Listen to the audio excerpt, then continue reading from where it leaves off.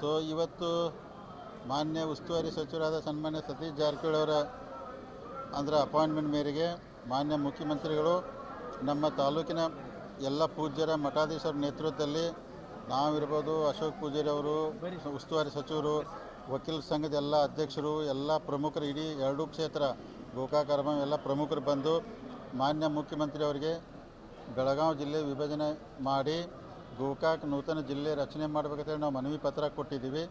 ಸನ್ಮಾನ್ಯ ಮುಖ್ಯಮಂತ್ರಿಗಳು ಮನವಿ ತೊಗೊಂಡು ಪೂಜ್ಯರು ಮಾತಾಡ್ರು, ನಾವು ಹೇಳಿದ್ವಿ, ಅಶೋಕ್ ಪೂಜಾರಿ ಅವ್ರು ಮಾತಾಡ್ರು. ಮುಖ್ಯಮಂತ್ರಿಗಳು ಅಂದ್ರೆ ಸ್ಪಂದಿಸಿ ಏನಂದ್ರೆ ನೋಡಪ್ಪ, ದೊಡ್ಡ ಜಿಲ್ಲೆ ಇದು ಬೆಳಗಾವಿ, ಅಂದ್ರೆ ಡಿವಿಷನ್ ಆಗಬೇಕಂತ ನಮ್ಮ ಅಭಿಪ್ರಾಯ ಐತೆ, ಅಂದ್ರೆ ಹೊಡಿಬೇಕು ದೊಡ್ಡ ಜಿಲ್ಲೆ ಆಡಳಿತ ದೃಷ್ಟಿಯಿಂದ. ಆದರೆ ಅವ್ರು ಏನು ಹೇಳಿದ್ರು ಅಂದ್ರೆ ಎಲ್ಲ ಈ ಬೆಳಗಾವಿ ಜಿಲ್ಲೆಗೆ ಸಂಬಂಧಪಟ್ಟಂಥ 18 ಶಾಸಕರನ್ನ, ಅಂದರೆ ಕಾಂಗ್ರೆಸ್ ಬಂದರು, BJP ಬಂದರು, ಎಲ್ಲರಿಗೊಂದು ಸಮಯ ಕೊಟ್ಟು ಕರಿತೀನಿ, ಕರೆದ ನಂತರ ಎಲ್ಲರ ಅಭಿಪ್ರಾಯ ತೊಗೊಂಡು ಒಂದು ನಿರ್ಣಯಕ್ಕೆ ಬರ್ತವೆ ಅಂತ ಹೇಳಿದ್ವಿ. ಆದರೂ ನಾವು ಪೂಜ್ಯರೆಲ್ಲ ಮಠಾಧೀಶರು, ನಾನು, ಅಶೋಕ್ ಪೂಜಾರಿ ಅವರು, ಉಸ್ತುವಾರಿ ಮಂತ್ರಿ ಅವರು, ನೀವು ಏನಾದರೂ ಜಿಲ್ಲೆ ವಿಭಜನೆ ಆತಂದ್ರೆ ಫಸ್ಟ್ ನಮ್ಮ ಗೋಕಾಕ್ ಜಿಲ್ಲೆ ಆಗಬೇಕು ಅಂತೇಳಿ ನಾವು ವಿನಂತಿ ಮಾಡ್ಕೊಂಡಿದ್ವಿ. ಅವರು ಅದಕ್ಕೆ ಸ್ಪಂದಿಸಿದಾರು. ಎಲ್ಲ ನಮ್ಮ ಶಾಸಕರನ್ನ ಯಾವಾಗ ಟೈಮ್ ಕೊಟ್ಟು 18 ಜನ ಕರಿತಾರೋ ಆವಾಗ ನಮ್ಮ ಗೋಕಾಕ್ ಜಿಲ್ಲೆ ಮಾಡಬೇಕಂತೇಳಿ ನಾವು ಸಂಪೂರ್ಣವಾದ ಬೇಡಿಕೆ ಇರ್ತೀವಿ.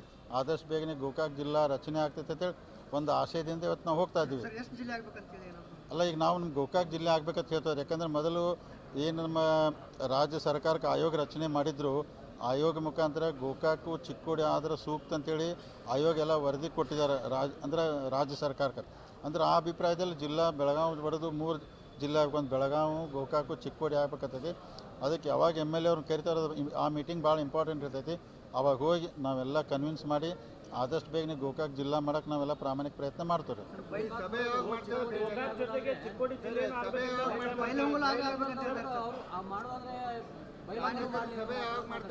ಅಲ್ಲ, ಈಗ ಒಂದೇದು ಬಂದು ಅವರು ಮಾನ್ಯ ಮುಖ್ಯಮಂತ್ರಿ ಸಮಯ ತೊಗೊಂಡು ಸಾಧ್ಯಾರ ಅಧಿವೇಶನ ಒಳಗನ ಕರ್ಕೊಂಡು ನಿಮ್ಮೆಲ್ಲ ಟೈಮ್ ಕೊಟ್ಟು ಕರೆದು ಆದಷ್ಟು ಬೇಗನೆ ಸಭೆ ಮಾಡ್ತಾರೆ. ಒಂದು ಈಗ ನಾವು ಹೇಳಿದಲ್ಲ, ನಮ್ಗೆ ಗೋಕಾಕ್ ಜಿಲ್ಲೆ ಆಗಬೇಕು.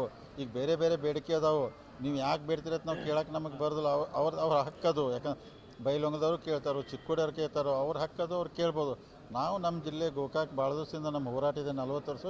ನಮ್ಮ ಗೋಕಾಕ್ ಜಿಲ್ಲೆ ಆಗ್ಬೇಕಂತ ನಾವೆಲ್ಲರೂ ಪೂಜ್ಯರ ಮುಖಾಂತರ ಒತ್ತಾಯ ಮಾಡಿದ್ವಿ. ಗೋಕಾಕ್ ಜಿಲ್ಲೆ ಆಗ್ತೈತೆ ಒಂದು ಆಸೆಯಿಂದ ನಾವು ಆಶಾಭಾವನೆ ಇಟ್ಕೊಂಡ್ರಿ.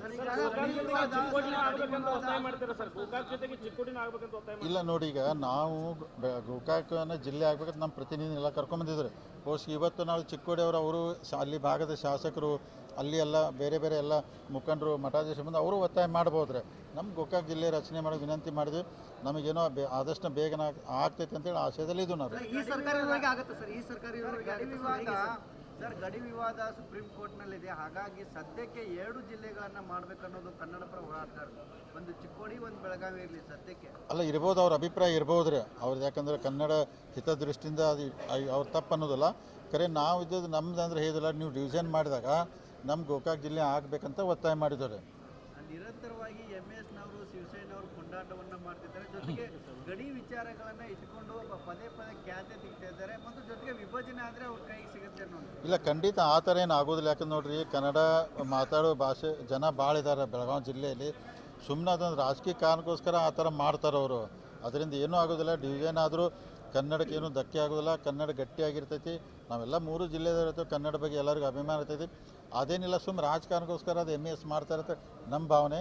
ಆದಷ್ಟು ಬೇಗನೆ ಜಿಲ್ಲೆ ಆಗಲಿ ಅಂತೇಳಿ ಒತ್ತಾಯ ಮಾಡಿದ್ವಿ. ಮುಖ್ಯಮಂತ್ರಿ ಒಳ್ಳೆಯ ನಿರ್ಧಾರ ಮಾಡ್ತಾರೆ. ಮುಖ್ಯ ಆಶಯದಲ್ಲಿ ಇವತ್ತು ಹೋಗ್ತಾ ಇದ್ದಾರೆ. ಮಾಡಂತ ಹೇಳಿದ್ವಿ ನಾವು. ಅಧಿವೇಶನ ಒಳಗೆ ತಾವು ಹೆಂಗಾರು ಮಾಡಿ ಮಾಡ್ಬೇಕಂತ ಹೇಳಿದ್ವಿ. ಅವ್ರು ಮೀಟಿಂಗ್ ಕರೆದು ಯಾವತ್ತು ಮೀಟಿಂಗ್ ಮಾಡ್ತಾರಲ್ಲ ಅವತ್ತೊಂದು ಫೈನಲ್ ಡಿಸಿಷನ್ ಬರ್ತಾರೆ. ಎಲ್ಲರಿಗೂ ಧನ್ಯವಾದ. ನಾಳೆದು ಇಲ್ಲ, ನಾವು ಯಾಕಂದ್ರೆ 20,000 ರೈತರನ್ನ ತಗೊಂಡು ವಿಧಾನಸೌಧ ಮುತ್ತಿಗೆ ಆಗ್ಬೇಕು ಮಾಡಿದ್ದೀವಿ. ಸೊ ದೊಡ್ಡ ಪ್ರಮಾಣ ಒಂದು ಸಭೆ ಮಾಡ್ತೀವಿ. ನಾಳೆ 10 ಗಂಟೆಗಿದೆ ದೊಡ್ಡ ಪ್ರಮಾಣ. ಸೊ 20,000 ಜನ ನಮ್ಮ ಕಾರ್ಯಕರ್ತರು ವಿಜೇಂದ್ರ ಅವ್ರ ನೇತೃತ್ವದಲ್ಲಿ ನಾವು ಹೋರಾಟ ಮಾಡ್ತಾ ಇದ್ವಿ. ನಾಳೆ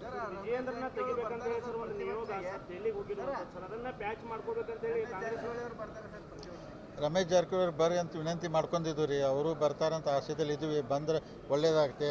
ಆಮೇಲೆ ಈಗ ತಾವು ಹೇರಲ್ಲ, ತೆಗೆದು ಬಿಡೋದು ನಮಗೆಲ್ಲ ಹೈಕಮಾಂಡ್ ಕರೆದೆ. ಈಗ ವಿಜೇಂದ್ರ ಅವ್ರನ್ನ ಹೈಕಮಾಂಡ್ ಅಧ್ಯಕ್ಷ ಮಾಡಿದಾರು. ನಾವೆಲ್ಲ ಒಪ್ಕೋಬೇಕು. ಅವ್ರ ನೇತೃತ್ವದಲ್ಲಿ ಕೆಲಸ ಮಾಡ್ತೀವಿ.